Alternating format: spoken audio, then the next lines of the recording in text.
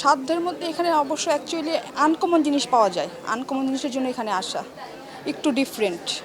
আমি মূলত আসছি ব্লাউজের জন্য, ব্লাউজ নিলাম, শাড়ি নিলাম, অর্নামেন্টস নিলাম, এই তো।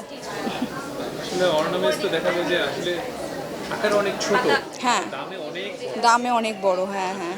ক্রয় ক্ষমতার কতটা মধ্যে রয়েছে?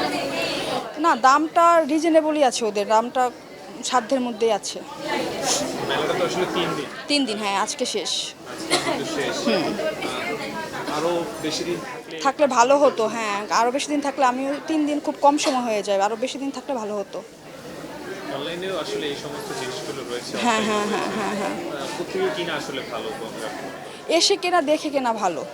অনেক সময় ছবিতে আর বাস্তব এক হয় না, এসে দেখে কিনলে ভালো হয়। আমরা হচ্ছে বরাবরই হ্যান্ডক্রাফট জুয়েলারিজ নিয়ে কাজ করছি। আমাদের বিশেষত হচ্ছে মাটি, পাট, তারপর হচ্ছে কাঠ, গামছা, কাপড়, আমরা এগুলো দিয়ে কাজ করছি। তো মূলত হচ্ছে এবার নতুন হচ্ছে আসছে, গামছার উপর নতুন ডিজাইন আসছে, মাটির উপর নতুন ডিজাইন আসছে, আর অনেক কিছুই আসে। আমাদের যেরকম চুড়ির উপর নতুন কালেকশন, এগুলো তো সবাই জানে। ইভেন 10% ডিসকাউন্টও রেখেছি এখানে। আজকে মেলার শেষ দিন। আমি আসমা জাদুরহাট নিয়ে কাজ করছি। আর এই জাদুরহাটে যেমন মায়েদের হাতের জাদুগুলো আছে দেখেই কিন্তু জাদুরহাট নাম। সেই মায়েদের হাতের জাদু দিয়ে আমি সারা বছরই কাঁথা করি।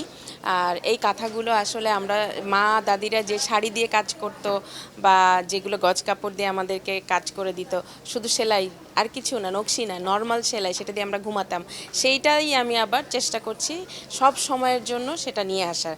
আর ঈদ উপলক্ষে আমার রয়েছে শাড়ি, আবার সেই শাড়িতে ডাইয়ের বিভিন্ন কাজ, সেটা সুতি শাড়ি আছে, সিল্ক শাড়ি আছে, আর পাশাপাশি হাতের কাজগুলো আমার সব সময় 3 পিস শাড়ি এগুলোতে আনার চেষ্টা করি। আর এখন নতুন, একদমই নতুন, আমি কিছু রেডিমেড গার্মেন্টসে গেছি, যেমন গামছাগুলো দিয়ে ওয়েস্টকোট বানানো, কুর্তি বানানো। আবার যখন আমি ডাইয়ের কাপড়টা ব্যবহার করছি সেটা দিয়েও কুর্তি বানানো, কর্ড সেট বানানো, এটাতেও গেছি।